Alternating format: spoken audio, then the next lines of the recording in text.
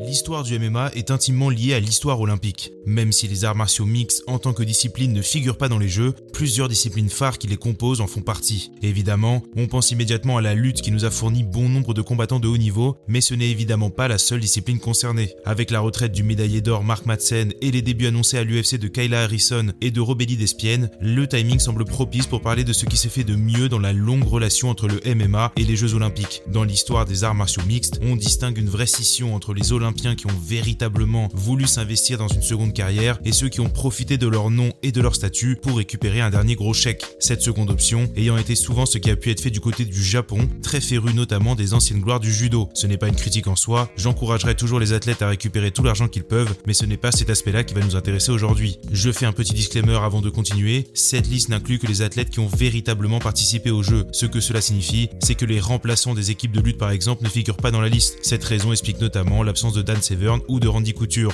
La notion d'alternate est un peu envoyée dans tous les sens pour justifier qu'un tel ou un tel soit un olympien, mais n'est considéré comme olympien qu'un athlète qui apparaît véritablement aux Jeux Olympiques. Il y a d'ailleurs un nombre assez surprenant d'anciens athlètes olympiques qui ont combattu en MMA. J'ai d'ailleurs trouvé plus d'une centaine de cas et je suis sûr qu'il y en a énormément que je n'ai pas vu. Comme elle est la raison majeure de l'existence de cette vidéo, je n'ai pas inclus Kayla Harrison volontairement, mais sachez qu'elle est une double médaillée d'or de judo, mais que j'ai énormément de doutes sur sa capacité à faire le poids chez les coqs. Une fois que tout ça est clair, vous êtes sur la chaîne des Journeymen et voilà les 10 athlètes olympiques avec la meilleure carrière en MMA.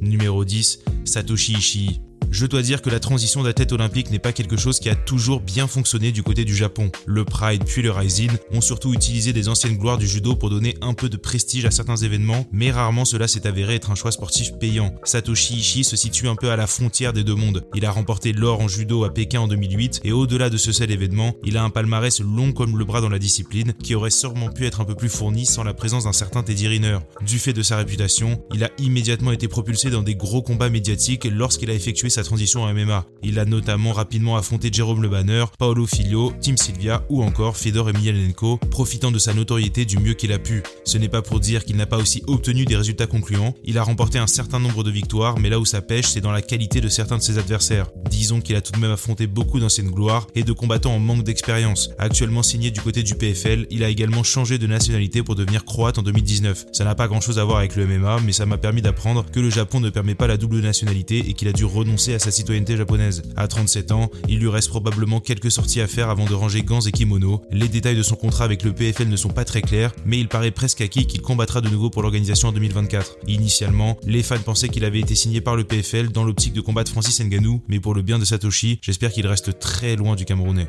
Numéro 9, Matt Lindland. Lorsque Matt Lindland a remporté sa médaille d'argent en lutte gréco-romaine aux Jeux de Sydney en 2000, il avait déjà un pied dans le monde du MMA. Effectuant ses premiers combats dès 1997, il était déjà prévu que le lutteur fasse une transition complète une fois qu'il en aurait fini avec les tapis. Et le moins que l'on puisse dire, c'est que ses débuts à l'UFC ont été remarqués. Avec 4 victoires de suite, dont une par TKO sur l'ancien champion des poids welter Pat Miletich, Matt était un choix logique pour partager l'affiche avec Murilo Bustamante.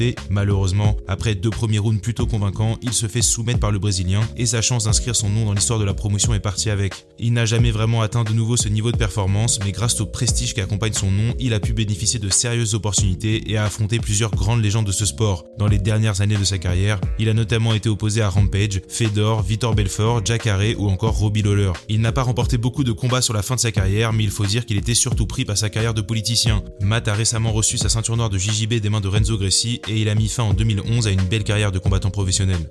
Numéro 8, Hector Lombard.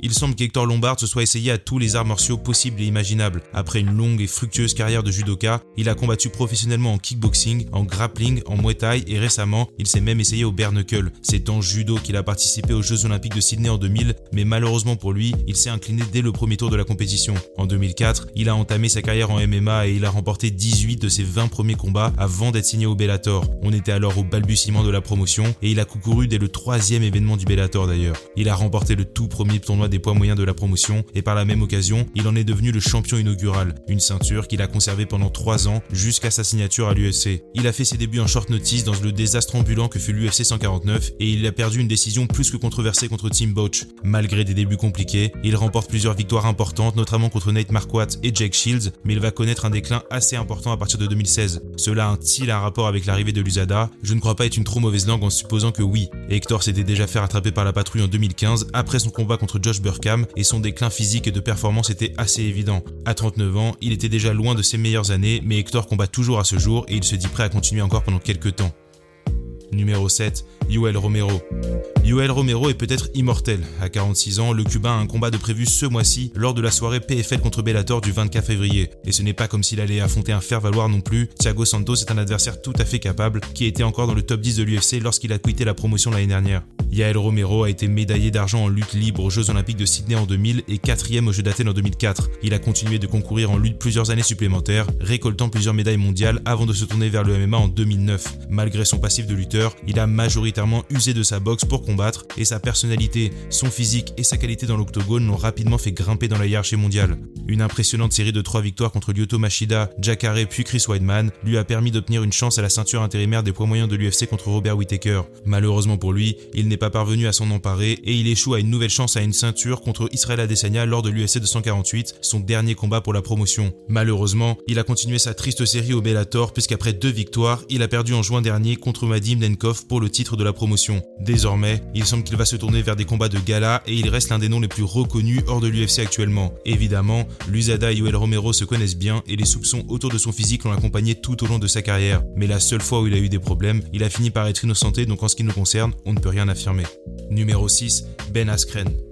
La dernière année de sa carrière n'a pas fait honneur à l'immense monsieur des arts martiaux qu'est Ben Askren. Il a concouru lors des Jeux Olympiques de 2008 à Pékin et il a été défait en quart de finale de la compétition. Il a immédiatement entamé sa carrière en MMA et il est resté invaincu pendant plus de 10 ans. Ben était le meilleur poids welter hors de l'UFC pendant de longues années. Il a remporté le tournoi des poids welter du Bellator, puis la ceinture de champion qu'il a défendu 4 fois avant de s'envoler au One Championship et d'également y devenir le champion des poids welter. Il a pris sa retraite une première fois en 2017 en mettant un terme à une superbe carrière au cours de laquelle il a notamment battu Shinya Aoki, Douglas Lima ou encore Carla Moussou. Relatif anonyme aux yeux du grand public, les fans les plus aguerris se sont longtemps demandé si Ben aurait pu rivaliser avec les tout meilleurs de l'UFC. C'est dans cette optique que Dana White fait sortir Ben de sa retraite et l'échange avec Demetrius Johnson. Il est évident qu'Askren n'est alors plus le combattant qu'il fut et des problèmes répétés aux hanches ont eu raison de son niveau. Après une victoire très controversée contre Robbie Lawler, il sera mis KO en 5 secondes par Jorge Masvidal dans un moment extrêmement viral qui est toujours partagé presque quotidiennement de nos jours. Il prendra définitivement sa retraite dans le MMA après une défaite discrète contre Demian Maia la même année. Et évidemment, il fera une dernière sortie remarquée en 2021 lorsqu'il deviendra le premier combattant à être mis KO par l'influenceur Jake Paul en boxe anglaise. Même si sa réputation a été un peu ternie ces dernières années, ça n'efface pas ses accomplissements et Ben a eu une carrière complète aux 4 coins du globe. Numéro 5, Ronda Rousey. Si ce classement était établi par la popularité des athlètes, Ronda Rousey se trouverait au sommet de cette liste. La notoriété de Ronda n'est pas exagérée, il n'y a probablement que Conor qui a été capable d'atteindre un tel niveau d'exposition et de reconnaissance par le grand public.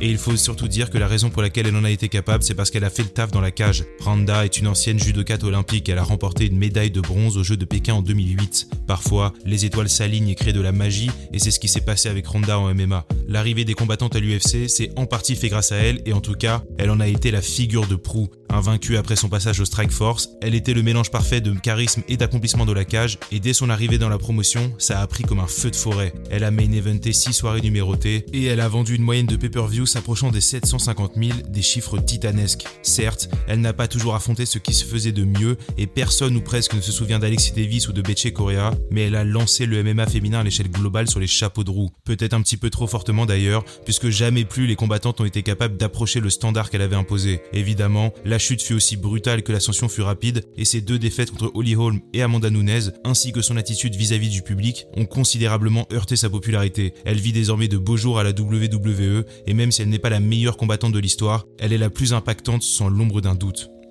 Numéro 4, Mark Coleman.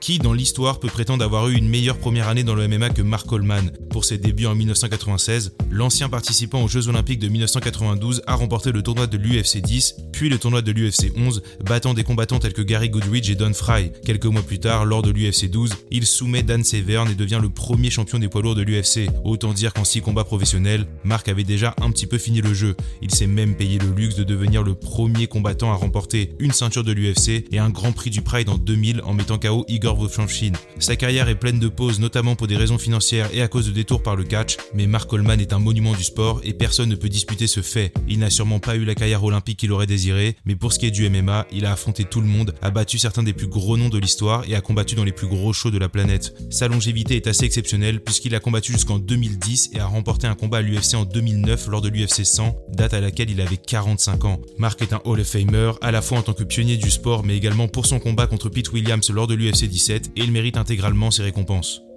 Numéro 3, Dan Anderson. La carrière de Dan Anderson est un témoignage de son dévouement aux arts martiaux et de son amour pour la compétition. Après 2 participations infructueuses aux Jeux Olympiques en 1992 et en 1996, il s'est lancé dans une carrière de MMA qu'il a vu combattre de poids moyen à poids lourd, acceptant d'affronter tout le monde et concourant aux 4 coins du globe. Dan Anderson a combattu de 1997 à 2016 et pendant près de 20 ans, il est resté proche du plus haut niveau mondial. Il est un ancien champion des poids welter et des poids moyens du Pride. Il a d'ailleurs remporté le Grand Prix des poids welter du Pride en 2005 et le tournoi de l'UFC 17 en 1998.